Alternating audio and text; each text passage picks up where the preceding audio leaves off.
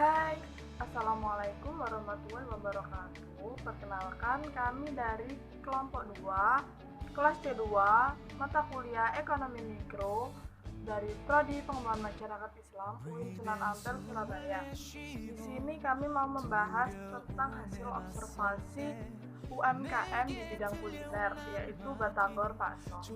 Yuk. Baik, sebelum kita masuk ke pembahasan, kita mau membahas tentang data umum dari Batagor Bakso tersebut. Usaha Batagor Bakso ini berada di bidang kuliner. Tahun berdiri usaha ini yaitu tahun 2015.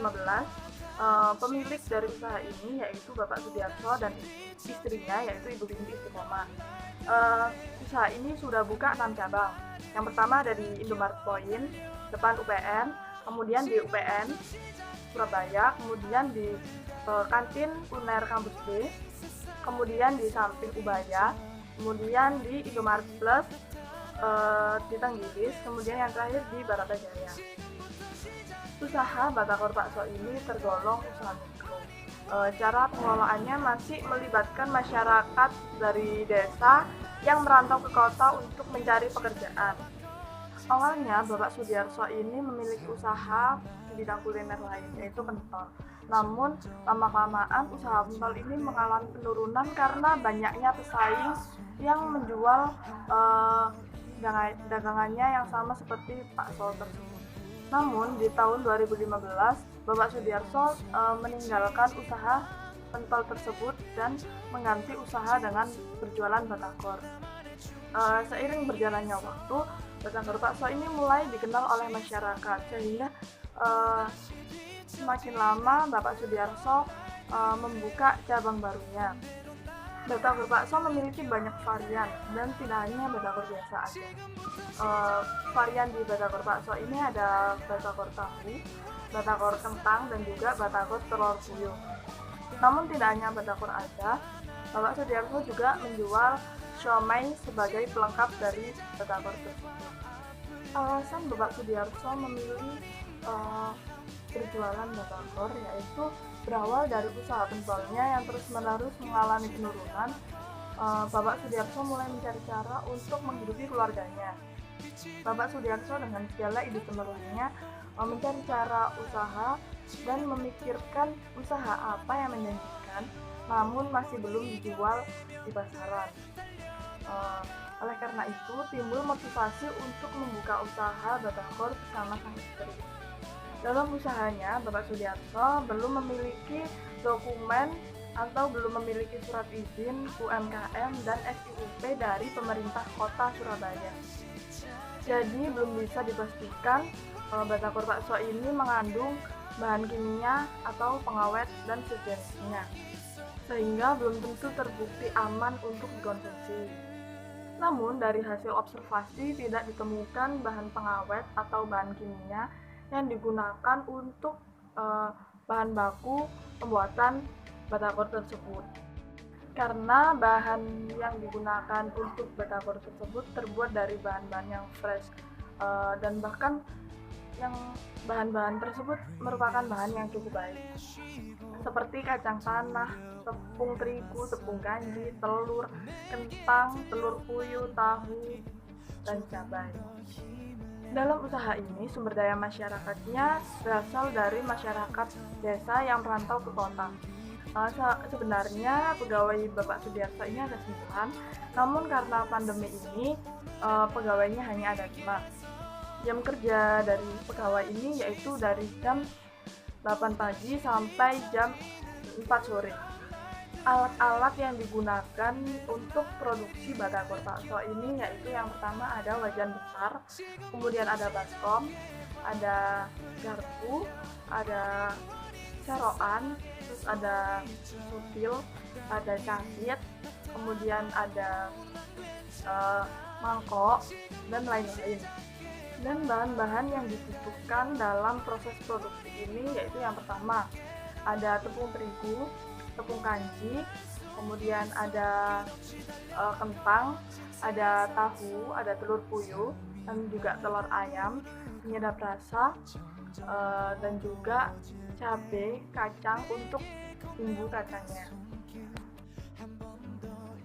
Sistem pemasaran yang dilakukan yaitu dengan cara menunggu konsumen datang ke tempat penjualan batagor tersebut dan mempromosikan usahanya ini dengan menggunakan media WhatsApp, GoFood, serta menggunakan strategi pemasaran dari mulut ke mulut. Permasalahan yang dihadapi oleh Bapak Sudiarso ini yang pertama adalah semakin banyaknya pelaku bisnis yang ikut mendirikan usaha yang sama seperti Bapak Sudiarso, sehingga terjadi persaingan bisnis. Yang kedua yaitu bahan baku yang semakin lama semakin naik harganya, yang ini akan menyebabkan penambahan modal dalam proses produksi. Selanjutnya saya akan menjelaskan bab 2, yaitu pertama tentang teori penawaran. Jadi suatu permintaan belum merupakan syarat yang cukup untuk mewujudkan transaksi dalam pasar. Permintaan yang ada hanya dapat dipenuhi apabila para penjual dapat menyediakan barang-barang yang dibutuhkan. Perilaku penjual dalam menawarkan barangnya pada berbagai tingkat harga dipengaruhi oleh beberapa faktor. Secara umum, faktor-faktor tersebut antara lain adalah: yang pertama, harga barang itu sendiri; yang kedua, harga barang lain atau yang sejenis; yang ketiga, barang produksi; yang keempat adalah teknologi. Misal contoh, pada usaha batagor bakso, bahan baku produksi relatif stabil, namun ada juga beberapa bahan baku yang harganya melonjak naik mengikuti perubahan tahun. Contoh saja seperti kacang. Pada tahun 2018, harga kacang tanah masih harga 12.000, dan pada tahun 2020 harga kacang tanah mulai mencapai Rp20.000. Dengan naiknya harga kacang tanah menjadikan usaha batagor bakso mengurangi jumlah penggunaan kacang tanah yang biasanya mencapai 7 kg, sekarang menjadi 5 kg kacang tanah. Selanjutnya yaitu perilaku konsumen. Kebutuhan dan keinginan konsumen sangat bervariasi dan dapat berubah-ubah karena adanya faktor yang mempengaruhi konsumen dalam melakukan pembelian. Oleh karena itu, seorang pemasar perlu memahami perilaku konsumen supaya kegiatan pemasaran yang dilaksanakan dapat berjalan secara efektif dan efisien. Ada beberapa pengertian perilaku konsumen yang dikemukakan oleh para ahli, diantaranya adalah Mangkunegara. Beliau mengemukakan perilaku konsumen adalah tindakan-tindakan yang dilakukan oleh individu, kelompok, atau organisasi yang berhubungan dengan proses pengambilan keputusan dalam menggunakan barang-barang atau jasa ekonomis yang dapat dipengaruhi oleh lingkungan. Jika melihat sudut pandang dari teori konsumen ini, para konsumen batagor bakso tadi sudah menjadi pelanggan tetap karena harga yang cukup ekonomis, cocok untuk para pelajar atau mahasiswa dan rasanya juga enak sesuai dengan keinginan para konsumen. Dan cemilan batagor ini sangat digemari oleh masyarakat, sehingga cemilan ini termasuk salah satu jajanan yang wajib dibeli dimanapun dan kapanpun itu. Materi selanjutnya yaitu biaya produksi. Biaya produksi bisa didefinisikan sebagai semua pengeluaran yang dilakukan oleh suatu perusahaan atau produsen untuk menciptakan suatu barang yang akan dijual atau diproduksi oleh perusahaan tersebut. Biaya produksi ada 3 macam. Yang pertama, biaya tetap, yaitu suatu biaya yang akan tetap dikeluarkan meskipun suatu perusahaan tersebut tidak berproduksi, tidak melakukan produksi, seperti biaya tenaga kerja, biaya listrik, itu termasuk biaya tetap. Lalu yang kedua, biaya variabel, yaitu biaya yang akan dikeluarkan untuk menciptakan suatu barang yang diproduksi tersebut, seperti pengeluaran untuk bahan-bahan mentah dan sebagainya. Yang ketiga yaitu biaya total. Biaya total merupakan biaya gabungan antara biaya tetap dan juga biaya variabel. Jadi itu biaya keseluruhan dari proses produksi tersebut. Selanjutnya kita akan menghitung biaya produksi dari UMKM ini. Yang pertama, pada UMKM ini biaya tetapnya dikeluarkan yaitu kebutuhan gaji karyawan yaitu 2.500.000 per bulan. Sedangkan untuk biaya variabelnya yaitu biaya bahan pokok 1 minggu seperti untuk pembelian kacang, pembelian terigu dan sebagainya itu sekitar 6.375.000 per minggu. Lalu kemudian biaya LPG-nya 1 minggu yaitu 210.000 dengan rincian 12 tabung LPG. Jadi variabel total dalam 1 minggu yaitu 6.585.000 dan biaya variabel total UMKM ini dalam 1 bulan yaitu dikali 4 hasilnya 26.340.000. Nah, kemudian untuk menghitung biaya totalnya yaitu biaya tetap ditambah biaya variabel. Biaya tetapnya sekitar 12.500.000 dengan rincian 2.500.000 dikali 5 karyawan yaitu 12.500.000 ditambah biaya variabelnya 26.340.000 sehingga biaya totalnya yaitu 38.840.000. Yang selanjutnya yaitu break even point. Break even point merupakan suatu posisi di mana perusahaan tidak mengalami keuntungan dan juga tidak mengalami kerugian.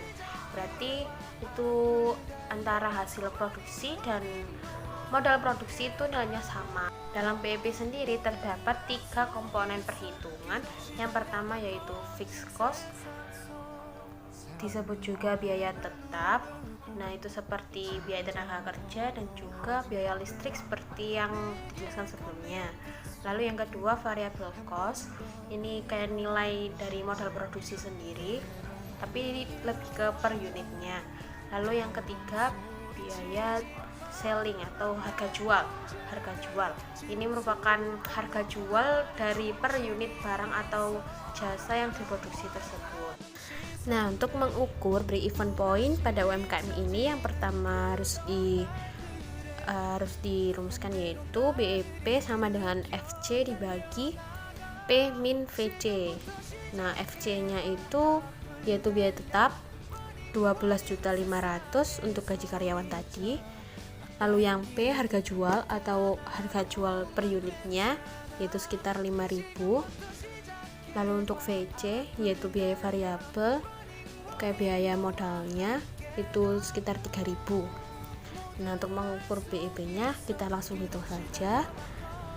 BEP sama dengan FC dibagi P min VC.